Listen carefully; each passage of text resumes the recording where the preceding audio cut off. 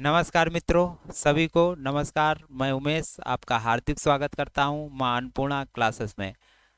आज हम पढ़ेंगे सूक्ष्म शिक्षण। सूक्ष्म शिक्षण क्या होता है इसको देखेंगे। ठीक है, इसमें आपके प्रश्न बनते हैं कि सूक्ष्म शिक्षण का प्रयोग किसने किया, सूक्ष्म शिक्षण के जनक कौन है और सूक्ष्म शिक्षण का आविष्कार किसने किया। ठीक है, ये 102 नंबर सभी शिक्षक भर्ती में आता है। जैसे आपका हुआ डी++, KBS, REET, MTET, REET, UP TET, C TET आदि सभी में, सभी भर्तियों में आपका आता है। तो समझेंगे माइक्रो टीचिंग या सूक्ष्म शिक्षण। आइए समझ लेते हैं। सूक्ष्म शिक्षण, सूक्ष्म शिक्षण, इसको इंग्लिश में कहते हैं माइक्रो टीचिंग। तो जानेंगे ये क्या है माइक्रो टीचिंग।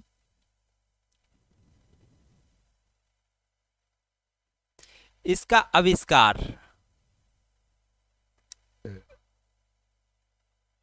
इसका आविष्कार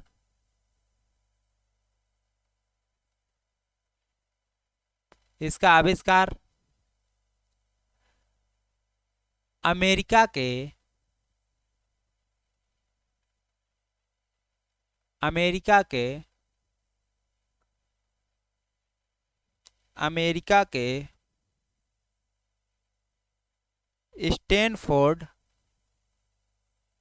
अमेरिका के स्टैनफोर्ड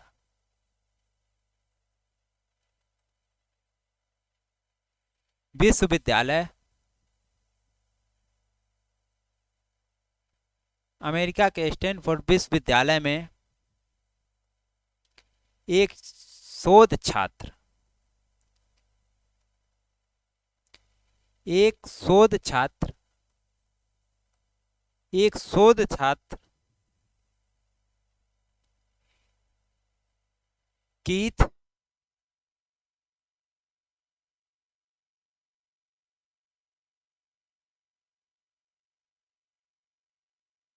कीथ एचिसन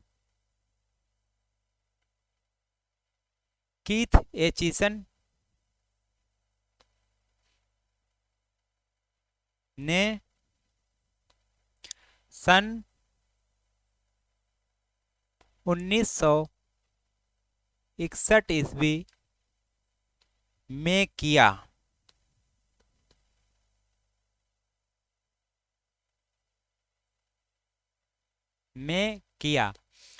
तो सूक्ष्म शिक्षण का आविष्कार या खोजकर्ता किसको माना जाता है? कीथ एचिसन को। और इन्होंने कहा अमेरिका के स्टैनफोर्ड विश्वविद्यालय में किया था और सन 1961 ईस्वी में। तो कीथ एचिसन ने 5-5 लोगों का ग्रुप बनाया और 10-10 मिनट का शिक्षण कार्य करवाया। ठीक है, फिर उस पर रिकॉर्ड किया, रिकॉर्ड करके उनको ही छात्रा अध्यापकों को वो कैसेट मतलब रिकॉर्ड करके सुनाई। फिर उनकी जो कमियां थी उन्होंने अपनी कमियों को सुधारा। ठीक है, तो ये WLN जो थे, फिर एथिसन कीच का ये विचार देखा WLN ने, तो ये इनके विचार से प्रभावित होकर उन्होंने 1963 ईस्वी में इसका सूक्ष्म शिक्षण का जो प्रयोग था इसको व्यवस्थित तरीके से उपागम का रूप दे दिया। तो आइए समझ लेते हैं। WLN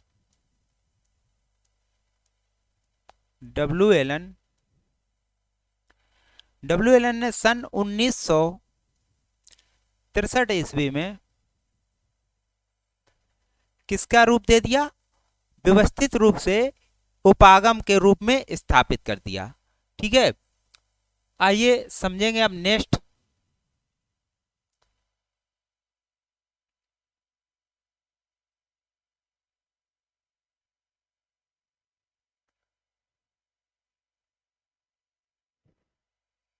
जब इन्होंने WLN ने उपागम का रूप दिया, किसका रूप दिया? उपागम का रूप दिया, तब सारे विश्व ने इस उपागम को धीरे धीरे अपनाना स्टार्ट किया। तो समझेंगे भारत में ये माइक्रो टीचिंग कब आई और लाने का श्रेय किनका रहा, तो आइए समझते हैं। तो भारत की बात करें, भारत की, तो भारत में माइक्रो टीचिंग, भारत में सूक्ष्म शिक्षण, सूक्ष्म शिक्षण भारत में माइक्रो टीचिंग या सूक्ष्म शिक्षण सन 1967 ईस्वी में, सन 1967 ईस्वी में, सन 1967 ईस्वी में, सन 1967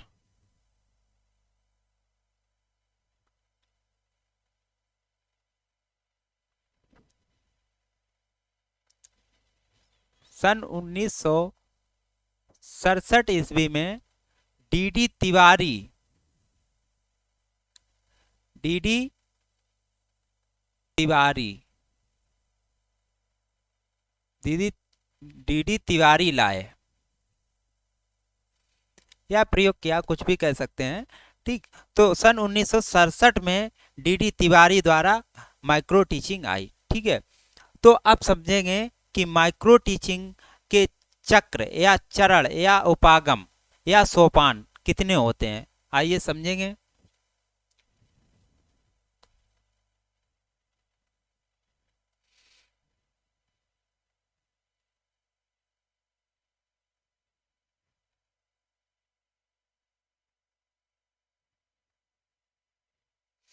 अब इसके चक्र की बात करते हैं, किसकी बात करते हैं, चक्र, सूक्ष्म शिक्षण चक्र या चरण या कह सकते हैं सोपान, कुछ भी कह सकते हैं, सोपान या उपागम कुछ भी कह सकते हैं, ठीक है, एक ही बात होती है। तो आइए समझेंगे।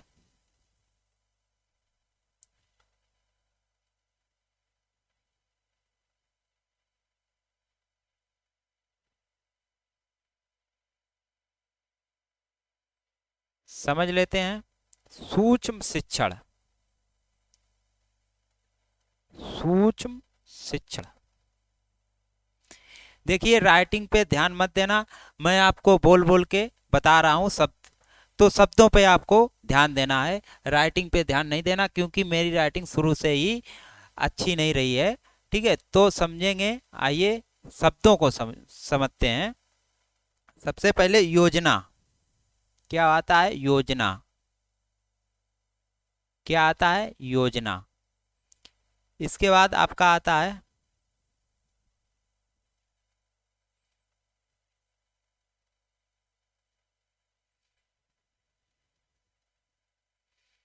शिक्षण,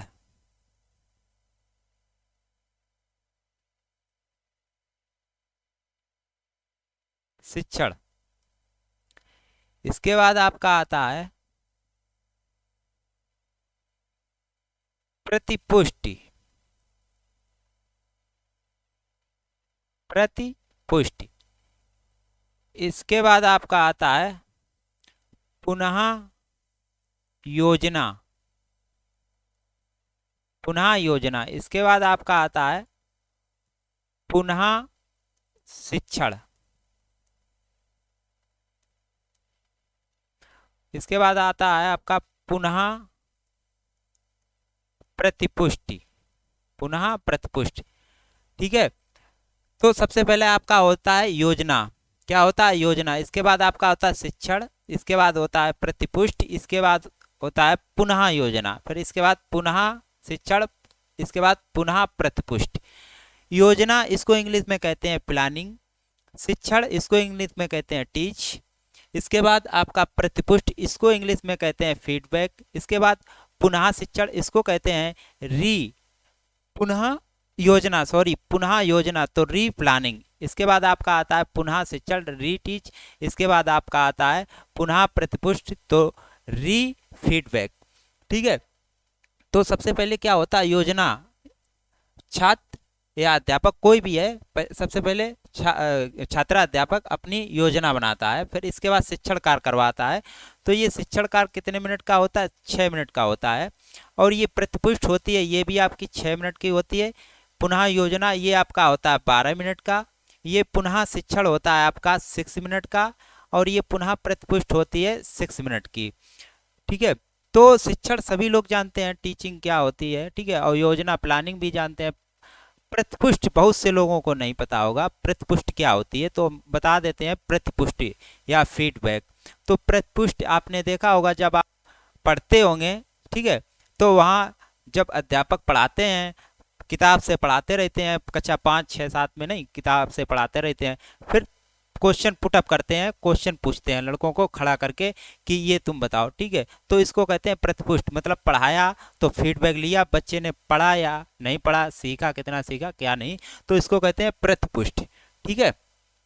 तो ये आपके 6 चरण थे, मैंने आपको बता दिए, ठीक है। और सबसे पहले योजना, फिर इसके बाद शिक्षण, इसके बाद तीसरे नंबर पर आपका प्रतिपुष्ट, चौथे नंबर पुनः योजना, 5वें नंबर का पुनः शिक्षण, और 6ठे नंबर का पुनः प्रतिपुष्ट। ठीक है। इसमें क्वेश्चन बनता है कि सूक्ष्म शिक्षण चक्र का तृतीय पद कौन सा है या द्वितीय पद कौन सा है, इस टाइप के क्वेश्चन बनते हैं। तो मैंने आपको सारे क्वेश्चन ये बता दिए हैं, आपको 6 चरण, ठीक है। और सूक्ष्म शिक्षण को आप अच्छे से समझ गए होंगे, ठीक है। सूक्ष्म शिक्षण का आपसे पूछा जाए जनक कौन है, तो आप बताएंगे, जनक कौन बताएंगे? W Allen. इसके बाद आपसे पूछा जाए कि खोजकर्ता कौन थे या आविष्कार कौन थे, तो आप बताएंगे कीथ एचिसन। और कहाँ से? अमेरिका के स्टैनफोर्ड विश्वविद्यालय से। यदि पूछा जाए आपसे कि भारत में सूक्ष्म शिक्षण कब आया, तो 1967 ईस्वी में कौन लाया? डी तिवारी जी। ठीक है। तो I hope you are understand, I hope you are understand. इस टॉपिक को मैंने आपको समझाने की कोशिश की, तो आप अच्छे से समझे होंगे, ठीक है। और यदि आप समझे हैं, वीडियो अच्छा लगे तो लाइक शेयर कमेंट्स जरूर करें, और हमें फीडबैक जरूर दें। हमें कमेंट्स करके बताएं कि आपने सही पढ़ाया या अच्छा पढ़ाया, गलत पढ़ाया, ठीक है, जिससे मैं दोबारा से प्रिपरेशन करके आपको अच्छे से समझा सकूं, ठीक है। और मिलते हैं नेक्स्ट वीडियो के साथ, तब तक के लिए जय हिंद, जय भारत।